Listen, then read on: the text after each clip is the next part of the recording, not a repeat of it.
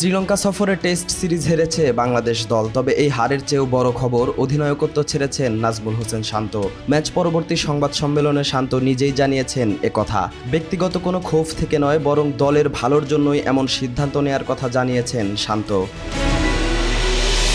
হঠাৎ এমন সিদ্ধান্ত কেন, আর বিসিবি জানতো না বলেই বা দাবি করছে কেন? টাইগার ক্রিকেট সমর্থকদের সামনে আসছে একাধিক প্রশ্ন।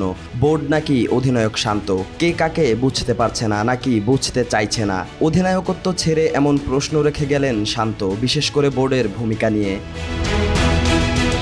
তবে শান্তর এই আকস্মিক সিদ্ধান্তে বিস্মিত বিসিবি। বোর্ডের ক্রিকেট পরিচালনা বিভাগের চেয়ারম্যান নাজমুল আবেদিন ফাহিম জানালেন, শান্তর এই সিদ্ধান্ত সম্পর্কে তারা জানতো না, বরং শান্তকে নিয়ে যে বোর্ড ভবিষ্যতের পরিকল্পনাও এগিয়ে রেখেছে সেটা সামনে এসেছে।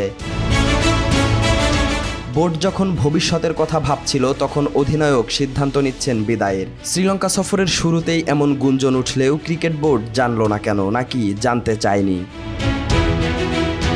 বিসিবিতে এটি প্রথম কোনো ভুতুরে ঘটনা নয়। মুমিনুল হককে সরানো হয়েছিল আকস্মিকভাবে। তামিম ইকবাল বা মাহমুদুল্লাহ, তাদের ক্ষেত্রেও ছিল অস্পষ্টতা।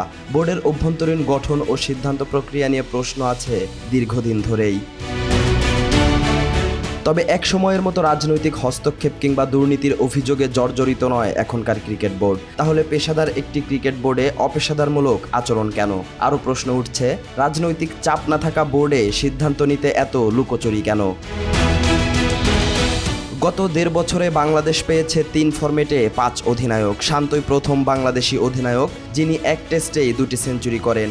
ব্যাট হাতে এই সময়ে নিজেকে অন্যদের থেকে তুলনামূলক সফল প্রমাণ করেছেন। অধিনায়ক হিসেবে তার ব্যাটিং গড় ছিল ৩৬.২৪, যা নেতৃত্ব পাওয়ার আগের গড় ২৯.৮৩ থেকে বেশ উন্নত। শান্তর পদত্যাগ হয়তো একটি ব্যক্তিগত সিদ্ধান্ত, তা বোর্ডের পেশাদারিত্বের মানদণ্ডও মেপে দিচ্ছে নতুন করে। প্রশ্ন উঠছে, এমন পারফর্মারও যদি নিরাপদ না থাকেন, তাহলে বোর্ডের সঁপে দেয়া অধিনায়কের দায়িত্ব পরবর্তীতে নিতে চাইবেন কে?